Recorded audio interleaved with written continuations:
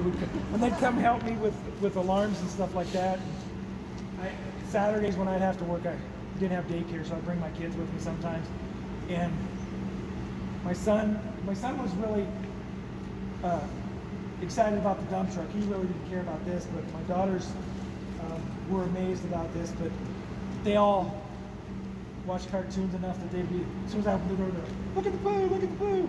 But yeah, like I said, microorganisms, guys. But believe it or not, in our industry, we call this cake.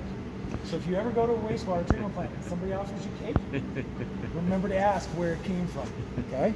So these are all the dead microorganisms in the solids, okay? And remember I was telling you that the microorganisms biologically need that phosphorus and nitrogen.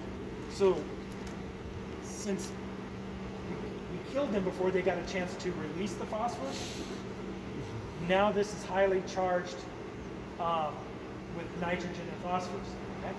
We're going to put it on this conveyor, put it in this dump truck. We're going to haul it out to Lake Tahoe Sanitation. Okay? They have a process out there for the biosolids where they mix it in with bark and they blow air up through it. What that does is this is actually only about 16% solids. Okay, so the rest is all, that's 84% water. So a lot of this is water.